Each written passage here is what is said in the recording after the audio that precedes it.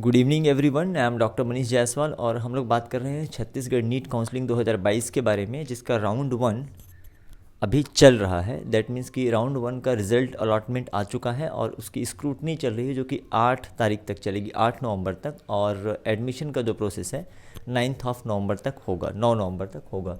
तो एक सवाल तो सबसे पहले ये है कि क्या राउंड 1 का जो डेट है वो एक्सटेंड किया जाएगा, जिसकी संभावना बिल्कुल कम लगती है। तो आप ऐसा मत करिए, एटलीस्ट जिनको अलॉट हुआ है कॉलेज वो स्क्रूटनी करा लीजिए, तभी आप राउंड 2 या उसके आगे प्रोसीड कर पाएंगे। अब चाहे आपको गवर्नमेंट कॉलेज अलॉट हुआ या प्राइवेट, ये मैं बार बार आपको वीडियो में बताता हूँ ताकि किसी से मिस ना हो। तो ऐसे कई सारे सवाल जो आप स्क्रीन पे देख रहे हैं, इन सारे सवालों के मैं जवाब देने वाला हूँ आपको। साथ में और भी बहुत सारी काम की चीज़ें बात करेंगे यहाँ पे आपकी जानकारी के लिए, और there are many other questions also. तो हम लोग रिलेवेंट है ये वीडियो मेनली राउंड 2 से, और बहुत सारे क्वेश्चंस हैं आपने देख लिया होगा। तो 1 बाय 1 मैं ये क्वेश्चंस आपको आंसर करूंगा, और इसके बीच में भी जो इन्फॉर्मेशन मुझे लगता है कि आपको जानना चाहिए यदि आप काउंसलिंग में पार्टिसिपेट कर रहे हैं, या फिर इवन अगर आप नीट 2023 का प्रिपरेशन कर रहे हैं, 2023 का, तो ये चीज़ें आपके लिए इंपॉर्टेंट है। तो सबसे पहले मैं आपको बता दूं कि राउंड 2 कब से स्टार्ट होगा। तो जैसा मैंने अभी बताया आपको कि राउंड 1 कंप्लीट हो जाएगा अगर 9th तक, है ना, 9 तक कंप्लीट हो जाता है। मैं ये कलर तो येलो ले लेता हूँ, आपको विजिबिलिटी अच्छी रहेगी, आपको आवाज़ अच्छी आए, इसलिए मैंने माइक को ऐसे पकड़ा हुआ है। Anyway it doesn't matter. तो 9th तक कंप्लीट हो जाता है। तो राउंड 2 जो नोटिफिकेशन आया है ये 10th से स्टार्ट होगा और 13 नवंबर तक चलेगा, 10 से 13 नवंबर तक चलेगा, और दोनों में स्टार्ट होगा 4:30 बजे से PM से। CGDME के वेबसाइट पर ही होने वाला है ये सारी चीज़ें, तो आपको थोड़ा सा अपडेटेड रहना है DME की वेबसाइट पे, है ना। तो 10 नवंबर से 13 नवंबर के बीच में राउंड 2 स्टार्ट हो जाएगा। क्या राउंड 2 में फ्रेश रजिस्ट्रेशन या न्यू रजिस्ट्रेशन होगा? तो फिलहाल तो इसकी संभावना नील एंड वाइड है। हालांकि CGDME चाहे तो फ्रेश रजिस्ट्रेशन ले सकते हैं, ये सब कुछ उन पर निर्भर करता है, लेकिन मुझे ऐसा लगता है कि अभी कोई फ्रेश रजिस्ट्रेशन नहीं होगा, क्योंकि MBBS की सीटों को अलॉट करने के लिए सफिशिएंट नंबर ऑफ़ कैंडिडेट्स ने, पर्याप्त लोगों ने राउंड 1 में रजिस्ट्रेशन करवा लिया हुआ है। ठीक है, तो आपको ध्यान देना है कौन फिर दिन, यह भी आप ये मान के चलिए कि फ्रेश रजिस्ट्रेशन स्टार्ट नहीं होने वाला है। कई लोग ऐसा पूछ रहे हैं, और ऐसा इसलिए भी पूछ रहे हैं क्योंकि राउंड 1 में ही कट ऑफ, स्पेशली जो प्राइवेट मेडिकल कॉलेजेस हैं छत्तीसगढ़ के, उनका कट ऑफ लास्ट ईयर के कंपेयर में बहुत ज़्यादा ड्रॉप हो गया, ड्रास्टिकली कम हो चुका है। तो कई लोगों को ऐसा लग रहा होगा, जो आउट ऑफ स्टेट कैंडिडेट हैं, जो नॉन डोमिसाइल हैं, या इवन जो स्टेट के कैंडिडेट हैं, उनको लग रहा होगा कि काश हम पार्टिसिपेट कर लिए होते। मैं हमेशा सजेस्ट करता हूँ, यदि आप इंटरेस्टेड हैं तो कम से कम राउंड 1 में रजिस्ट्रेशन आप करा ही लीजिए, फिर बाद में आप देखिए। अच्छा, इसका एक रीज़न ये भी हो सकता है कि राउंड 1 में ही जो सिक्योरिटी मनी है वो मांगा गया है, तो कम लोगों ने रजिस्ट्रेशन कराया। लेकिन अब कट ऑफ देख के, जैसे मैंने बताया, प्राइवेट में OBC को 250 नंबर पे MBBS की सीट मिल गई है छत्तीसगढ़ में फर्स्ट राउंड में ही, मात्र 250 मार्क्स पे। तो कई लोग सोच रहे होंगे उनके मार्क्स अच्छे हैं, काश अगर वो पार्टिसिपेट कर लिए होते, है ना, तो उनको भी MBBS की सीट एटलीस्ट प्राइवेट में मिल जाती। तो अभी तो संभव नहीं है, बट हो सकता है कि अगर सीटें वैकेंट रह जाती हैं राउंड 2 के बाद या मॉपअप राउंड के बाद, तो न्यू रजिस्ट्रेशन स्टार्ट हो सकता है, और ऐसा हुआ भी है ना। बात जैसे डेट एक्सटेंशन की हो रही है, तो DME जो है PG की भी काउंसलिंग करा रहा है, तो उसमें डेट एक्सटेंड किया गया है, PG के काउंसलिंग में डेट को एक्सटेंड किया गया है, बट अभी मैं श्योर नहीं हूँ, इसलिए आप अपना सारा प्रोसेस ऑन टाइम करा लीजिएगा। ठीक है, अब बात कर लेते हैं कि कौन एलिजिबल है। तो जिन्होंने राउंड 1 में ऑलरेडी रजिस्ट्रेशन कराया है, ध्यान से देखिएगा राउंड 2 के लिए कौन कौन एलिजिबल है। तो ऑलरेडी जिन्होंने राउंड 1 में रजिस्ट्रेशन कराया है, और उसमें से जिनको फर्स्ट राउंड में अलॉट हुआ है, और उन्होंने अलॉटमेंट के बाद स्क्रूटनी कराई है, भले ही, है ना, मैं कह रहा हूँ कि स्क्रूटनी कराई है, भले उन्होंने एडमिशन लिया है या ना लिया है, डिपेंडिंग अपॉन, ठीक है, तो वो एलिजिबल हैं। लेकिन अगर उनको गवर्नमेंट MBBS की कॉलेज अलॉट हुई है और उन्होंने एडमिशन नहीं लिया उस केस में, तो फिर वो राउंड 2 के लिए एलिजिबल नहीं रहेंगे। चीज़ों को आपको ध्यान से समझना है। गवर्नमेंट MBBS में आपको अलॉटमेंट हुआ है राउंड 1 में, और आपने एडमिशन नहीं लिया, स्क्रूटनी नहीं कराया, तो आप राउंड 2 के लिए या उसके आगे के राउंड के लिए एलिजिबल नहीं रहेंगे। तो एलिजिबिलिटी क्राइटेरिया बहुत सिंपल है। राउंड 1 में आप ऑलरेडी रजिस्टर्ड होना चाहिए, आपको अलॉटमेंट हुआ है, तो आपको अगर गवर्नमेंट MBBS हुआ है तो आप एडमिशन भी लीजिए। प्राइवेट में BDS हो या MBBS, अगर आपने एडमिशन नहीं भी लिया है तो भी आप राउंड 2 के लिए एलिजिबल रहेंगे। बस चॉइस फिलिंग में थोड़ा सा डिफरेंस आएगा, जो हम आगे डिस्कस करने वाले हैं, राइट। ठीक है, देन कौन एलिजिबल नहीं है राउंड 2 के लिए? ऐसे कैंडिडेट, जैसे मैंने बताया कि अगर राउंड 1 में आपने रजिस्ट्रेशन नहीं कराया है तो आप एलिजिबल नहीं हैं, दैट मीन्स कि अभी तो आप काउंसलिंग में हैं ही नहीं। देन ऐसे कैंडिडेट जिनको गवर्नमेंट कॉलेज अलॉट हुआ था और उन्होंने एडमिशन नहीं लिया गवर्नमेंट, एमबीबीएस की बात कर रहा हूँ मैं, तो वो भी एलिजिबल नहीं है। इसके अलावा बाकी सारे कैंडिडेट एलिजिबल रहेंगे। तो ये आपको ध्यान देना है, ठीक है। एक चीज़ और ध्यान दीजिएगा, मेरिट लिस्ट में नाम आने का ये कतई मतलब नहीं होता है कि आपको अलॉटमेंट मिलेगा ही। मेरिट लिस्ट अलग चीज़ होती है, अलॉटमेंट अलग चीज़ होती है। अभी कई बच्चे सीजीडीएमई की वेबसाइट पर लॉगिन कर रहे हैं और उनका लॉगिन फेल हो जा रहा है या लॉगिन सक्सेसफुल नहीं हो रहा है। इसके पीछे रीज़न ये है कि अभी लॉगिन सिर्फ उन बच्चों का हो रहा है या अलॉटमेंट उनका ही प्रिंट हो रहा है जिनको कोई ना कोई कॉलेज अलॉट हुआ है, चाहे एमबीबीएस या बीडीएस, चाहे गवर्नमेंट या प्राइवेट, उनका ही लॉगिन हो रहा है। तो बाकी लोगों को परेशान होने की ज़रूरत नहीं है। एक साथ राउंड 2 के लिए विंडो ओपन होगा 10 तारीख के बाद या 9 तारीख के बाद, मतलब 10 को और 13 के बीच, तो उस समय आप फिर से लॉगिन कर पाएंगे, ठीक है। अब नेक्स्ट जो आपका क्वेश्चन है कि राउंड 2 के लिए क्या एमबीबीएस की न्यू सीटें ऐड होंगी, तो इसकी भी संभावना कम ही दिख रही है, क्योंकि ऐसा कुछ हलचल दिख नहीं रहा है। ना तो चंदूलाल में ऐसे चांसेस दिख रहे हैं कि नई सीटें ऐड होंगी, ना तो ईडब्ल्यूएस के चांसेस दिख रहे हैं। तो राउंड 2 में न्यू सीटें तो ऐड नहीं होंगी, लेकिन हाँ, राउंड 1 में जिनको अलॉट हुआ था और उन्होंने अगर एडमिशन नहीं लिया है या किसी कारण से वो एलिजिबल नहीं रहे हैं या उनका डॉक्यूमेंट्स वगैरह से रिलेटेड कोई प्रॉब्लम हुई है और उनकी सीटें वैकेंट रह जाती हैं, तो वो सारी सीटें अवेलेबल रहेंगी राउंड 2 के काउंसलिंग के लिए। तो इस चीज़ का भी आपको ध्यान रखना है। नाउ आपका ध्यान इसी में जा रहा होगा कि मनीष सर यूट्यूब से कितने करोड़ों रुपए पैसे कमा लेते हैं, तो मैं ये भी आपको बताने वाला हूँ कि आपको समझ में आ जाएगा कि समाज सेवा क्या होता है। तो सेकेंड राउंड में है ना, फिर से सेकेंड राउंड से रिलेटेड क्वेश्चन है, क्या आपको फिर से सिक्योरिटी डिपॉजिट करना होगा? जो सिक्योरिटी मनी, एक्चुअली नोटिफिकेशंस को लेकर आप कंफ्यूज मत होइए, उसमें सिर्फ ये मेंशन किया गया है कि सेकेंड राउंड में पार्टिसिपेट करने के लिए सिक्योरिटी मनी आपको डिपॉजिट करनी पड़ती है, लेकिन ये आपने ऑलरेडी डिपॉजिट किया हुआ है, पहले से ही सिक्योरिटी मनी आप दे चुके हो, तो दोबारा आपको कोई सिक्योरिटी मनी या सिक्योरिटी डिपॉजिट नहीं लगेगा। राउंड 2 में पार्टिसिपेट करना सावधानीपूर्वक इसलिए होता है क्योंकि राउंड 2 में अगर आपने पार्टिसिपेट किया और किसी कारण से कुछ गड़बड़ हुआ तो आपका सिक्योरिटी मनी रिफंड नहीं होगा। इस बार मुझे लगता है कि डीएमई की कमाई थोड़ी कम होने वाली है, क्योंकि ऑलरेडी राउंड 1 में कम बच्चों ने पार्टिसिपेट किया है। डिसाइडेड थे कि मुझे जाना है प्राइवेट कॉलेज में तभी मैं पार्टिसिपेट करूँगा, अदरवाइज़ नहीं करूँगा, ठीक है।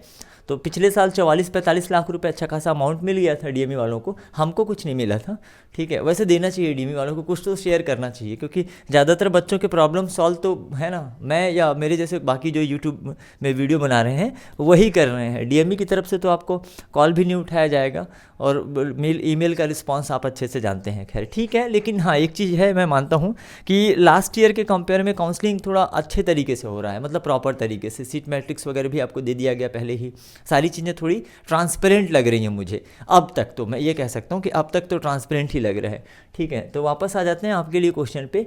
तो एक सवाल ये बार बार बच्चे पूछ रहे हैं कि क्या प्राइवेट एमबीबीएस की फ़ीस गवर्नमेंट के इक्वल होगी? तो छत्तीसगढ़ में भी इसके चांसेस 0 ही दिख रहे हैं मुझे, कोई संभावना नहीं है।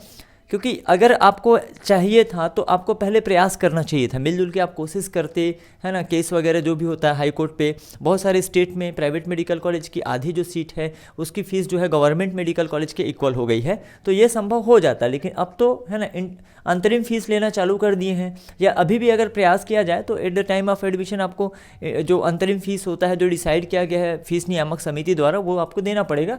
अगर डिसीजन आपके पक्ष में आता है तो फिर प्राइवेट मेडिकल कॉलेज के जो गवर्नमेंट सीटें हैं उनकी फीस गवर्नमेंट कॉलेज के बराबर में हो जाएगी, ठीक है। अब इसके लिए कैसे प्रयास करना है, क्या प्रयास करना है, उसके लिए अब आप देख लीजिए अपने लेवल पे। नाउ द क्वेश्चन कि क्या सेकेंड राउंड में पार्टिसिपेट करना ज़रूरी है? ये क्वेश्चन उन बच्चों के लिए कि जो अपने कॉलेज से जो भी उनको कॉलेज अलॉट हुआ है उससे वो सेटिस्फाई हो चुके हैं और अपग्रेड नहीं चाहते हैं। तो ऐसा कंपलसरी नहीं है। यदि आप अपग्रेड नहीं करना चाहते हैं, आप खुश हैं, आपको अपने फर्स्ट चॉइस का कॉलेज मिल चुका है, लाइक पंडित जैन मेडिकल कॉलेज आपका फर्स्ट चॉइस था, वही आपको मिल चुका है, तो आपको सेकेंड राउंड में पार्टिसिपेट करने की ज़रूरत नहीं है। आप अपने एडमिशन को स्थायी कर सकते हैं, आगे आपको किसी भी राउंड में फर्दर इंटरेस्ट लेने की ज़रूरत नहीं है। चुपचाप कुछ दिन तक छुट्टियाँ एंजॉय करिए और उसके बाद कॉलेज लाइफ अपनी स्टार्ट करिए, जो कि शायद दिसंबर से होने वाला है। पहले 15 नवंबर से पूरे ऑल इंडिया में सेशन स्टार्ट होने वाला था, पूरे भारत में। आज ही मैंने न्यूज़पेपर में ये पढ़ा, न्यूज़पेपर की कटिंग किसी बच्चे या पेरेंट्स ने शेयर किया था मुझे, तो उसमें ये लिखा हुआ था कि जो सेशन 15 नवंबर से स्टार्ट होने वाला है आपका, तो ये जो नया सेशन है ये दिसंबर से स्टार्ट होगा। और ऐसा सुनने में आ रहा है कि पूरे देश में के बच्चों को एक साथ वर्चुअल कॉन्फ्रेंस होगा, है ना, के माध्यम से मोदी जी संबोधित करेंगे। तो अब जैसा भी है, ठीक है, अच्छी बात है, ये अच्छा है ना। आपको ज्ञान देंगे मोदी जी, इधर मैं दे रहा हूँ, है ना। पहले वहाँ पहुँच जाइए, तो इस सवाल का जवाब ठीक है। तो पार्टिसिपेट करना मैंने बताया ज़रूरी है, ये उन लोगों के लिए ज़रूरी है जो या तो अपग्रेड चाहते हैं या फिर अभी तक जिनको कोई कॉलेज अलॉट नहीं हुआ है और वेट कर रहे हैं कि उनको फ्रेश अलॉटमेंट हो जाए, तो they should participate, they must participate in the second round. ठीक है। नाउ अपग्रेड नहीं चाहते तो क्या करना है, सिंपल सी बात है, कुछ करने की जरूरत नहीं पड़ेगी, आप अपना एडमिशन स्थायी करिए, सेकेंड राउंड में पार्टिसिपेट नहीं करेंगे तो भी आपका मनी रिफंड हो जाएगा, रेदर कि आपको अपग्रेड नहीं होगा और अपग्रेड का दूसरा मौका नहीं मिलेगा। अब ये मत सोचिएगा कि इस बार अपग्रेड नहीं कर रहा हूँ अगले बार कर लूँगा, ऐसा नहीं होगा। Only second round is upgraded round, इसके बाद कोई अपग्रेड राउंड नहीं होता, इसके बाद मॉपअप राउंड होता है और यदि सीटें बच गई तो स्टे वैकेंसी राउंड। इस बार मुझे लग रहा है कि छत्तीसगढ़ में मॉपअप राउंड या स्टे वैकेंसी राउंड के लिए बहुत ज़्यादा सीटें नहीं आने वाली है, बाकी फिर हम लोग आगे जैसा भी होगा देखेंगे। क्या चॉइस फिलिंग फिर से करना होगा सेकेंड राउंड में? यस ऑफ कोर्स, इससे पहले जो आपने चॉइस फिलिंग किया हुआ था वो नील हो जाएगा। फिर अगर आप चॉइस फिलिंग नहीं करेंगे तो फिर ये माना जाएगा फिर आपको कोई कॉलेज अलॉट नहीं होगा, इस चीज़ का आपको ध्यान रखना है। तो आपको सेकेंड राउंड में फ्रेश चॉइस फिलिंग करना है। ठीक है। बाकी जो चीज़ें होती हैं जैसे ही सॉफ्टवेयर जिस प्रकार से चॉइस फिलिंग आपका लेता है नहीं लेता है, बाकी और इसके अलावा हम अपडेट करेंगे जैसे सेकेंड राउंड का प्रॉपर नोटिफिकेशन आएगा तो रदर, लेकिन आप ये मान के चलिए कि आपको हाँ अगेन चॉइस फिलिंग करना ही है सेकेंड राउंड के लिए, और आप उसमें अपने उन सारे कॉलेजेस को जिनमें आप अपग्रेड चाहते हैं, क्योंकि इसमें सेकेंड राउंड में पार्टिसिपेट करने वाले बच्चे दो टाइप के होंगे जिसके बारे में अभी मैं आपको बताता हूँ। ठीक है। तो चॉइस फिलिंग करना है फिलहाल, आप ये जान लीजिए, है ना। और बस आपको वो कॉलेज अवेलेबल नहीं होगा, जैसे मान लेते हैं कि सपोज अभी आपको राजनांदगांव मेडिकल कॉलेज मिला हुआ है और आप चाहते हैं कि आपका अपग्रेड होकर पंडित जैन मेडिकल कॉलेज मिल जाए, तो अगेन जब आप चॉइस फिलिंग करेंगे ना तो राजनांदगांव मेडिकल कॉलेज आपके ऑप्शन में नहीं रहेगा जहाँ पे आपने ऑलरेडी एडमिशन ले लिया हुआ है। ध्यान रहे इस बात का कि जहाँ आपने ऑलरेडी एडमिशन ले लिया हुआ है, चाहे कोई भी वो कॉलेज हो, वो आपके चॉइस फिलिंग में अवेलेबल नहीं रहेगा, उसके अलावा बाकी सारे अवेलेबल रहेंगे। गलती ये मत करिएगा कि राजनांदगांव से नीचे के कॉलेज को चॉइस में ऊपर मत डाल दीजिएगा, नहीं तो फिर वो मिल जाएगा। मतलब जैसे कि एक एग्जाम्पल, सपोज आपको अंबिकापुर मेडिकल कॉलेज मिला हुआ है, ठीक है, अब आप चाहते हैं कि आपका अपग्रेड हो तो अंबिकापुर से अच्छे कॉलेजेस को ही चॉइस में डालिएगा। गलती से आपने कांकेर को या महासमुंद को चॉइस में डाल दिया और अगर सीट खाली हुई महासमुंद और कांकेर में, तो बेटा अंबिकापुर से उठा के महासमुंद और कांकेर फेंक दिया जाएगा तुमको। तो इस चीज़ का आपको ध्यान रखना है। ठीक है। तो समझ में आ रही मेरी बात, है ना। तो जो कॉलेज में आप जाना चाहते हैं, ऑलरेडी जो एक आपको अलॉट हो चुका है, अब आप चाहते हैं कि अपग्रेड हो जाए, तो अब सिर्फ उन्हीं कॉलेजेस को आपको ऊपर में डालना है जहां आप जाना चाहते हैं। ऐसा नहीं कि गिन के पूरे 9-10 कॉलेज है सबको उठा के डाल दूंगा, प्राइवेट वाइवेट भी उठा के डाल दिया, तो फिर आपको पता चला प्राइवेट में अवेलेबल है सीट, अंबिकापुर से उठा के प्राइवेट में डाल दिए। तो मेरे ख्याल से समझ में आ गया होगा आपको। अगर नहीं आया है तो आप मुझे कमेंट में बताइएगा, मैं अलग से उसके लिए वीडियो बना दूंगा। तो भयंकर फ़ोन करेंगे आप लोग मेरे को, है ना, और मैसेजेस संभव नहीं है मेरे लिए जवाब देना, क्योंकि स्ट्रिक्टली सुबह 7 बजे से 1 बजे तक तो मैं किसी कॉल का और मैसेज का जवाब नहीं देता। ठीक है। क्लासेस रहती है और शाम को 3 बजे से लेके 7:30 बजे तक पॉसिबल नहीं है मेरे लिए, डिस्ट्रैक्शन होता है। तो आजकल मैं मोबाइल भी स्विच ऑफ कर देने लगा हूँ, है ना, है ना, लॉगिन नहीं हो रहा है आप लोगों का। तो मैंने ये बताया अभी आपको कि जिनका अभी अलॉटमेंट नहीं हुआ है उसका लॉगिन नहीं होगा अभी, है ना। चलिए नेक्स्ट क्वेश्चन ले लेते हैं। सेकेंड राउंड में यदि चॉइस फिलिंग नहीं किया तो क्या होगा? जस्ट मैंने अभी आपको बताया कि अगर आप चॉइस फिलिंग नहीं करेंगे तो ये माना जाएगा कि आपको कोई अपने अपग्रेड ही नहीं चाहिए एक तरीके से। ठीक है। इसमें गड़बड़ हो सकता है, इस चीज़ को आपको ध्यान रखना है। यदि आपको अपग्रेड चाहिए तो आपको प्रॉपर चॉइस फिलिंग करना ही करना है, और वो बच्चे जिनको अभी कुछ भी अलॉट नहीं हुआ है उनको भी चॉइस फिलिंग करना ही करना है। आपका पहले का चॉइस फिलिंग 0 हो चुका है, यदि नहीं करेंगे चॉइस फिलिंग तो आपके लिए उपलब्ध कॉलेज की संख्या मानी जाएगी 0, कुछ नहीं मिलेगा। ठीक है। अपग्रेड होने के बाद क्या होगा, ये उन बच्चों के लिए जो अपग्रेड के लिए पार्टिसिपेट कर रहे हैं। ठीक है। सेकेंड राउंड में फ्रेश अलॉटमेंट वाले बच्चे भी होते हैं। ठीक है। तो अपग्रेड होने के बाद ये होता है कि जैसे उदाहरण के लिए मान लेते हैं कि अभी आपको राजनांदगांव मेडिकल कॉलेज मिला हुआ है, जहां आपने स्क्रूटनी और एडमिशन का प्रोसेस कंप्लीट करा लिया, और लक बाई चांस या on the basis of availability आपके ऊपर का कॉलेज आपने JNM डाला हुआ था और सिम्स डाला हुआ था अपग्रेड के लिए, फॉर एग्जांपल। अब सेकेंड राउंड का रिजल्ट आया और आपका नाम दिखा रहा है कि सिम्स में आपको अलॉट हो गया है, तो इसका मतलब ये होता है कि अब आपके राजनांदगांव मेडिकल कॉलेज की सीट को वैकेंट करके किसी दूसरे बच्चे को अलॉट कर दिया गया है। अपग्रेड राउंड में आपका नाम आने के बाद आपको अपग्रेडेड कॉलेज में एडमिशन कराना होगा। जहाँ पहले आपने एडमिशन लिया था वहाँ से आपकी फ़ीस का 10% काट लिया जाएगा और आपके सारे डॉक्यूमेंट्स इत्यादि ये आपको दे देंगे ट्रांसफ़र। ऐसे कायदे से इनको इंटरनल ट्रांसफ़र कर लेना चाहिए था, बट वो थोड़ा सा आप देख लीजिएगा। आपको अपने पुराने कॉलेज में जाके अपने सारे डॉक्यूमेंट्स वगैरह ये सारी चीज़ें आपको लेनी पड़ेंगी और नए कॉलेज में सबमिट करना पड़ेगा। अब आपके दिमाग में कहीं ये आ रहा होगा कि अरे यार ये मैं नहीं करता, चलो ठीक है, गलती से मैं अपग्रेड राउंड में पार्टिसिपेट कर तो लिया था बट अब मैं अपग्रेड नहीं चाहता, राजनांदगांव ही ठीक है। तो ऐसा गलती मत करिएगा। अपग्रेड राउंड में पार्टिसिपेट करने के बाद यदि आपका नाम नए कॉलेज के लिए आ गया है, जैसे मैंने बताया सिम्स के लिए आ गया है या जेएनएम रायपुर के लिए आ गया है, तो इसका मतलब ये होता है कि आपकी पुरानी सीट किसी और को दे दी गई है, अब वो आपकी नहीं रही। अब अगर आप नए कॉलेज में जाके एडमिशन नहीं लेते हैं तो फिर आप कहीं के नहीं रहोगे, आपका सिक्योरिटी मनी तो डूबेगा ही डूबेगा और मॉपअप राउंड में भी आप पार्टिसिपेट नहीं कर पाओगे। मेरे ख्याल से बात समझ में आ रही होगी। तो अपग्रेड होने पर क्या होगा, ये चीज़ आपको ध्यान देना है। अपग्रेड नहीं होने पर क्या होगा, मान लीजिए कि आपने अपग्रेड राउंड में पार्टिसिपेट किया, आपको फर्स्ट राउंड में राजनांदगांव मेडिकल कॉलेज मिला हुआ है, आप चाहते हैं कि सिम्स में या फिर पंडित जेएनएम में आपका अपग्रेड हो जाए, आपने सही तरीके से चॉइस फिलिंग वगैरह किया और अपग्रेड राउंड में पार्टिसिपेट भी किया, लेकिन आपके रैंक या मेरिट के बेसिस पे आपके ऊपर के कॉलेज में सीट या फिर आपके कैटेगरी के बेसिस पे ऊपर के कॉलेज में सीट अवेलेबल नहीं है, तो आपको अपग्रेड नहीं किया गया। नया जो लिस्ट आएगा उसमें आपका नाम नहीं होगा, तो इसका मतलब ये नहीं है कि आपको पुराने कॉलेज से भगा दिया गया है या वहाँ पे आपका एडमिशन कैंसिल हुआ है।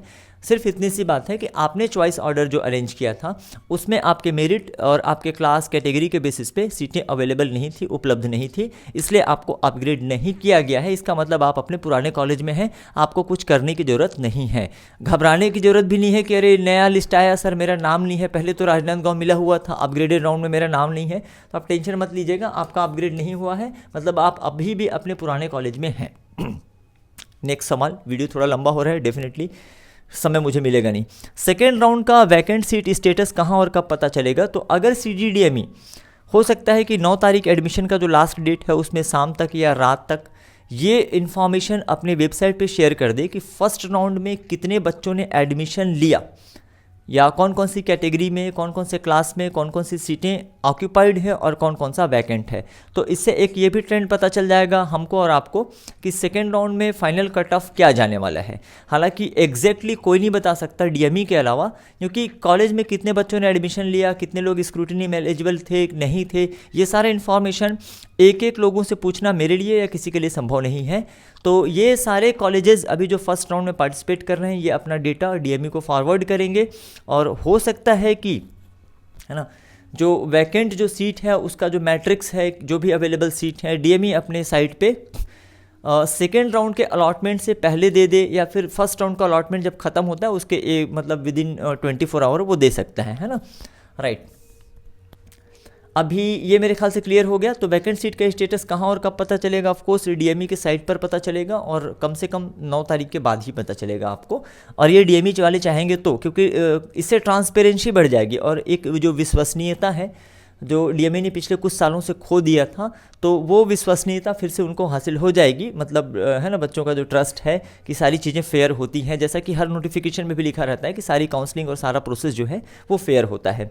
नाउ नेक्स्ट क्वेश्चन इज़ कि अगर चॉइस का कॉलेज मिल गया है तो क्या करना है। मैंने बताया आपको, अगर आपके अपने पसंद का या चॉइस का कॉलेज मिल चुका है तो आपको अपग्रेड राउंड में पार्टिसिपेट करने की ज़रूरत नहीं है। कुछ चीज़ें और बच्चों के दिमाग में मेरे ख्याल से स्लाइड 3 ही है, तो मैंने सारे क्वेश्चन का आपको आंसर कर ही दिया है। और एक ही क्वेश्चन बच गया है, कौन सा, कि मैं YouTube से कितना पैसा कमाता हूँ। तो ये मुझे आप कमेंट बॉक्स में बताइए प्लीज़।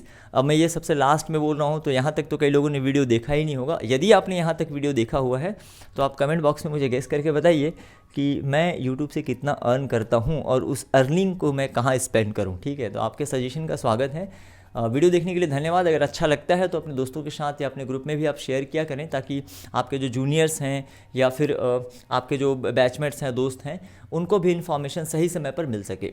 किसी 1 या 2 बच्चों को भी सही इन्फॉर्मेशन न होने के कारण काउंसलिंग में अगर दिक्कत होती है या उसका एडमिशन में दिक्कत होती है तो ये गलत बात है। ठीक है, तो हम लोगों का प्रयास ही इसलिए रहता है कि सभी बच्चों तक सही इन्फॉर्मेशन पहुंच सके, और YouTube उसके लिए एक अच्छा प्लेटफॉर्म है, मेरा ऐसा मानना है।